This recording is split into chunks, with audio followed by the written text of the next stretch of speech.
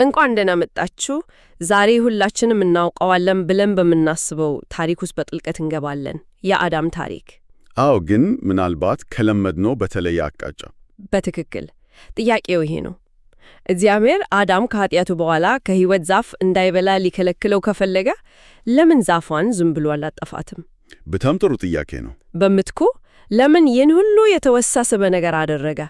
ኪሩቤል የሚባሉ መላእክትን አስቀመጠ፣ የምትነበልበል ሰይፍ አለ፣ የገነት በር ተዘጋ። እና መልሱ ዛሬ በምንመረምረው ምንጭ መሰረት ስለ እግዚአብሔር፣ ስለ ሰው ልጅ እና ወደ ሕይወት ስለሚመለስበት መንገድ ሁሉንም ነገር ይገልጥልናል። ስለዚህ የዛሬው ተልዕኳችን ይሄ ነው። በኤደን ገነት የነበሩትን ሁለቱን ዛፎች፣ የሕይወት ዛፍና መልካምና ክፉን የምታሳውቀውን ዛፍ ግንኙነት መፈተሽ። አዎ፣ እነዚህ ዛፎች ስለ ትእዛዝ፣ ስለ ምርጫ ነጻነት እና ስለ ዘላለማዊ ሕይወት ምን ጥልቅ ምስጢር እንደያዙ እንመረምራለን። እስቲ እንጀምር። እንግዲህ የዛሬው ውይይታችን መሰረት አንድ ስነ መለኮታዊ ትንታኔ ነው። ዋናው ነጥብ ታሪኩን እንደ አንድ ቀላል ስህተትና ቅጣት ከማየት ይልቅ ከበስተጀርባ ያሉትን መርሆዎች መረዳት። በትክክል የአዳም ውድቀት ያስከተለውን ውጤት እና ከዚያ በኋላ ወደ ሕይወት መመለሻ መንገድ እንዴት እንደተዘጋጀ መመርመር ነው ዓላማችን። በጣም ጥሩ። እንግዲያው በቀጥታ እንጀምር፣ ከተዘጋው የኤደን በር ላይ። እሺ። አዳም ከገነት የተባረረበት ዋነኛ ምክንያት የሕይወትን ዛፍ ፍሬ በልቶ በኃጢአት በተበላሸ ሁኔታ ውስጥ ለዘላለም እንዳይኖር ለመከልከል ነው። አዎ፣ ይህም በራሱ ትልቅ የምሕረት ሥራ ነው አይደል? በኃጢአት ውስጥ ለዘላለም መኖር እኮ እርግማን ነው። በእርግጠኝነት። ነጥቡ ግን ከዚህም የጠለቀ ነው። ምንጩ ይህንን ሁኔታ ከጥንታዊው የእስራኤል ቤተ መቅደስ አወቃቀር ጋር ያነጻጽረዋል። እንዴት?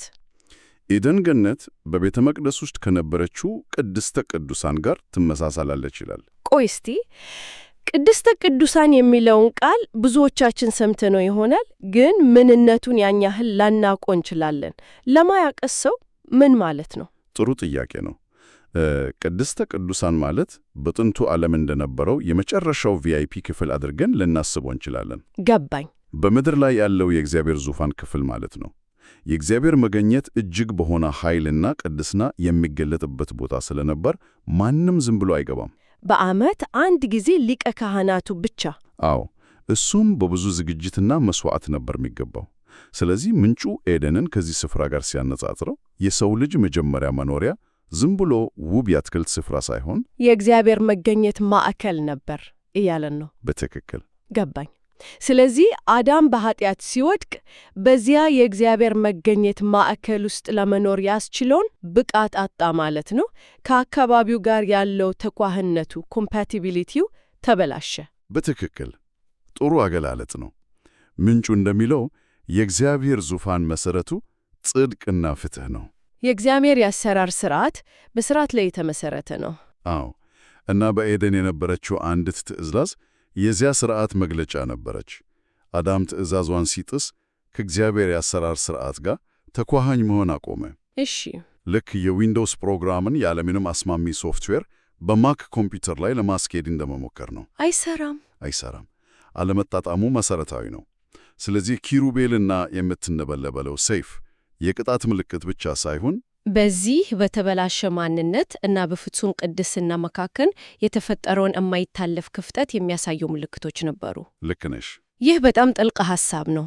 እሺ፣ እንግዲያው ወደ ዛፎቹ መለስ። እዚህ ላይ ነው ትንታኔው ታሪኩን ሙሉ በሙሉ የሚገለብጠው። አዎ፣ እዚህ ላይ ነው።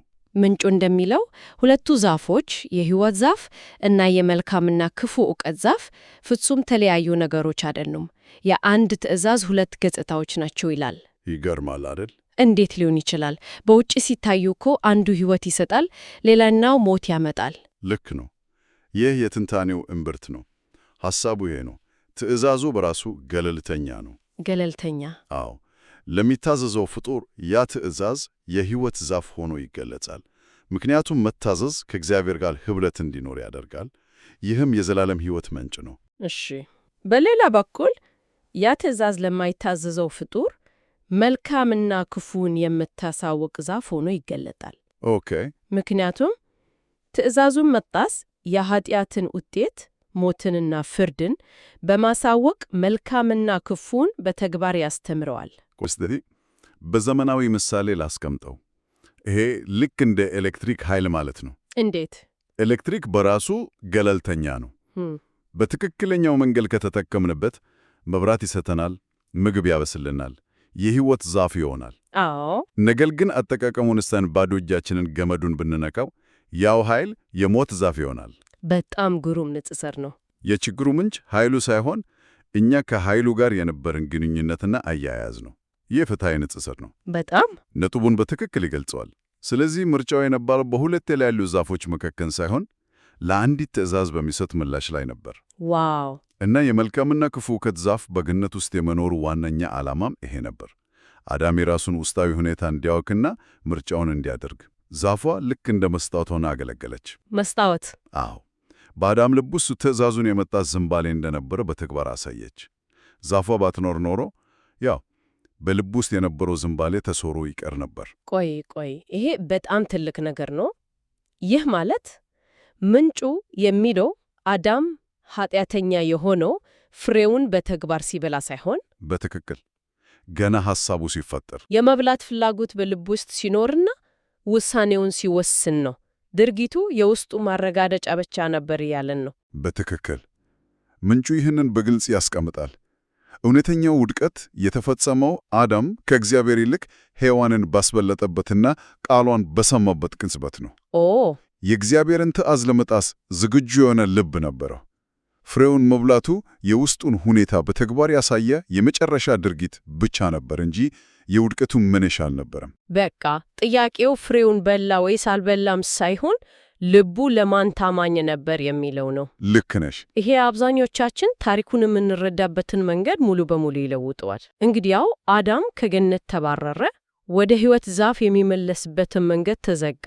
ይህ የተዘጋው መንገድ ለዘላለም እንደተዘጋ ይቀራል። እንዴት ሊከፈት ቻለ? እና ምንጩ ይህንን ጥያቄ በቀጥታ ከኢየሱስ ክርስቶስ መስቀል ጋር ያገናኛለሁ። ከመስቀሉ ጋር? አዎ። መስቀሉ የመጨረሻውና እውነተኛው የሕይወት ዛፍ እንደሆነ ይገልጻል። ለእርሱ መታዘዝና በእርሱ ማመን ከዚህ አዲሱ የሕይወት ዛፍ እንደ መብላት ይቆጠራል። ማለትም አዳም በመጀመሪያው ዛፍ በኩል ባለመታዘዝ ያጣውን ሕይወት የሰው ልጅ በሁለተኛው የሕይወት ዛፍ ማለትም በመስቀሉ በኩል በመታዘዝ እንዲያገኝ መንገድ ተከፈተ። እሺ፣ ይህንን ከመጀመሪያው ሐሳባችን ጋር እናገናኘው። የኤደን በር የተዘጋው በሰው ልጅና በእግዚአብሔር ቅድስና መካከል በተፈጠረው አለመጣጣም ኢንኮምፓቲቢሊቲ ከሆነ መስቀሉ ያንን ችግር እንዴት ፈታው? በጣም ወሳኝ ጥያቄ ነው። መስቀሉ የእግዚአብሔርን የአሰራር ሥርዓት አልለወጠውም። የእግዚአብሔር ዙፋን አሁንም በጽድቅና በፍርድ ላይ የተመሠረተ ነው። እሺ። ነገር ግን የኢየሱስ መሥዋዕትነት የጽድቅንና የፍርድን ጥያቄዎች ሁሉ መልሷል። በሌላ አነጋገር የሰው ልጅን የተበላሸ ኮራፕትድ ኮድ አስተካክሎ ከየእግዚአብሔር ሥርዓት ጋር እንደገና ተኳኋኝ ኮምፓተብል እንዲሆን አደረገው። አዎ። በቤተ መቅደስ የነበረው መጋረጃ ከላይ እስከታች የተቀደደው ለዚሁ ነው። ያ መጋረጃ በቅድስናና በኃጢአት መካከል የነበረውን መለየት ያመለከት ነበር። መቀደዱ ደግሞ መንገዱ እንደተከፈተ ያበስራል። በትክክል እኔ መንገድና እውነት ሕይወትም ነኝ ያለው ለዚህ ነው። መንገዱ በራሱ በክርስቶስ በኩል ነው። ገባኝ። ነገር ግን አንድ ጥያቄ አለኝ። እሺ። አዳም ከኤደን ከተባረረ በኋላ ምድር በእሾህና በአሜከላ እንድትሞላ ተደረገ። በላብህ ሆዝ እንጀራን ትበላለህ ተባለ። ይህ ሁሉ መከራ ለምን አስፈለገ? ነው እግዚአብሔር በቀላሉ ይቅር ብሎት ወደ ሌላ የተሻለ ቦታ ሊወስደው አይችልም ነበር? ለምን ይህ ሁሉ ስቃይ? ምንጩ እንደሚጠቁመው ከኤደን ውጭ የነበረው መከራ የቅጣት ያህል የትምህርት መሳሪያም ነበር። ትምህርት? አዎ። ዓላማው አዳም የኃጢአትን አስከፊነትና ውጤት በአጥንቱ እንዲሰማው ለማድረግ ነው። አንዳንድ ጊዜ ጤናችንን እስክናጣ ድረስ የጤናን ዋጋ እንደማናውቀው ወይም ረፍትን ከድካም በኋላ እየበለጠ እንደምናጣጥመው ልክ እንደዛ አዳምም ከኤደን ውጭ ያለውን ሕይወት ሲያይ የገነትን ዋጋና የጸጋን አስፈላጊነት የበለጠ እንዲረዳ ታስቦ ነበር። ያ መከራ፣ ያ እሾህና አሜከላ ወደ እግዚአብሔር ለመመለስና ለንስሐ እንዲናፍቅ የሚያደርግ ሥርዓተ ትምህርት ካሪክለም ነበር ማለት ነው። በትክክል። እሺ፣ የሁሉ ወደ ትልቁና ወደ ከባዱ ጥያቄ ይመራናል። የትኛው? እግዚአብሔር ሁሉን አዋቂ ከሆነና አዳም እንደሚወድቅ አስቀድሞ የሚያውቅ ከነበረ ለምን ገና ከመጀመሪያው የመምረጥ ነፃነት ሰጠው? ለምን እንዲወድቅ ፈቀደለት? ይህ ሁሉ መከራ እንዳይወር ማድረግ አይችልም ነበር። ይህ በእርግጥም በታሪክ ዘመናት ሁሉ የሥነ መለኮት ምሁራንን ያዋየ ውስብስብ ጥያቄ ነው። አዎ፣ ከባድ ነው። ምንጩ እንደሚያብራራው የእግዚአብሔር ዓላማ በፕሮግራም እንደተሰጣቸው ብቻ የሚንቀሳቀሱ ሮቦቶች መፍጠር አልነበረም። ዓላማው በራሳቸው ፍቃድ ፍቅርን የሚመርጡ እና የሚታዘዙ ፍጡራንን መፍጠር ነበር። አዎ፣ እውነተኛ ፍቅርና እውነተኛ ግንኙነት በነጻ ፍቃድ ላይ የተመሠረተ መሆን አለበት። ይህም ምርጫ ስጋት አለው። የመወደድ ዕድል ካለ ያለመወደድ ዕድልም መኖር አለበት። በትክክል። ስለዚህ ይህንን ሁኔታ እንደ አንድ የቼስ ጨዋታ ማየት እንችላለን። እስቲ አስረጅኝ። አንድ ምርጥ ቼስ ተጫዋች የተጋጣሚው እንቅስቃሴ አስቀድሞ ቢያውቅም ተጋጣሚው የራሱን ምርጫ እንዲያደርግ ይፈቅድለታል። እሺ። ነገር ግን የተጫዋቹ ዕውቀትና ብቃት ጨዋታው በመጨረሻ እሱ ወደሚፈልገው ውጤት እንዲያመራ ያስችላል። የእግዚአብሔር አስቀድሞ ማወቅ የሰው ምርጫ አያጠፋውም፣ ነገር ግን በታላቅ ዕቅዱ ውስጥ ያስገባዋል። ይህ በጣም ጥሩ አቀራረብ ነው። ገባኝ። የእግዚአብሔር አስቀድሞ ማወቅ የሰውን ምርጫ አይጋፋም፣ ይልቁንስ በሉዓላዊ ዕቅዱ ውስጥ ያስተናግዳል። በዚህ እይታ መሠረት መስቀሉ ፕላን ቢ አልነበረም። እግዚአብሔር በአዳም ውድቀት ተደናግጦ ያመጣው መፍትሔ ሳይሆን ገና ከፍጥረት በፊት የነበረው ዋናው ዕቅድ ነው። የራሱን ፍቅር በተግባር በማሳየት ፍጡራን በፈቃዳቸው ፍቅርን እንዲመርጡ የሚያሳምንበት የመጨረሻው መንገድ ነበር። ስለዚህ የእርሱ ዕቅድ በሰዎች ምርጫ ፈጽሞ አይሰናከልም። የሚታዘዙትና የማይታዘዙትን በታሪክ ውስጥ በተገቢው ቦታና ጊዜ በማስቀመጥ የራሱን የመጨረሻው ግብ ያሳካል። እንግዲያው የዛሬውን ጥልቅ ውይይት ስናጠቃልለው የአዳም ታሪክ ስለ አንድ ፍሬ መበላት ብቻ እንዳልሆነ ግልጽ ነው። በጣም ግልጽ ነው። ይልቁንስ ስለ ትዕዛዝ ምንነት፣ ስለ ልብ ሁኔታ እና ስለ ምርጫ ነጻነት የሚሰጥ ጥልቅ ትምህርት ነው። አዎ፣ ሁለቱ ዛፎች የአንድ ትዕዛዝ ሁለት ገጽታዎች መሆናቸውን ውጤታቸውም የሚወሰነው በእኛ ምላሽ መሆኑን ተመልክተናል። በተለይ ደግሞ መልካምና ክፉን የምታሳውቀው ዛፍ የውድቀት ምንጭ ብቻ ሳትሆን የራሳችንን የልብ ዝንባሌ የምናይበት መስታወት እንደሆነች ተረድተናል። ልክ ነው። የራሳችንን አቅም ማነስ ስንመለከት ወደ እውነተኛው የሕይወት ዛፍ ወደ ክርስቶስ እንድንሮጥ ምክንያት ትሆናለች። ያለሷ የሕይወት ዛፍ አስፈላጊነት ምናልባት ይህን ያህል ግልጽ ላይሆንልን ይችል ነበር። በጣም ትክክል። የመጨረሻው ሐሳብ ደግሞ ይህ ነው። ምንጩ እንደሚጠቁመው የእግዚአብሔር የመጨረሻ ግብ በሰማያዊቱ ኢየሩሳሌም በአዲሲቱ ፍጥረት ውስጥ የሕይወት ዛፍ ብቻ የሚቀርበትን ሁኔታ መፍጠር ነው። የመልካምና ክፉ ዕውቀት ዛፍ ማለትም የኃጢአትና የክፋት ዕድል ለዘላለም የሚወገድበት ፍጹም ፍጥረትን መፍጠር የሚሆነው ሁሉም ፍጡራን በነጻ ፈቃዳቸው ፍቅርና መታዘዝን ሙሉ በሙሉና ለዘላለም ሲመርጡ ነው። ያኔ የፈተና አስፈላጊነት ያበቃል። በጣም አስደናቂ ትንታኔ ነበር። ውይይታችንን ስንዘጋ ለአድማጭ አንድ ጥያቄ እንተዋለን። እሺ።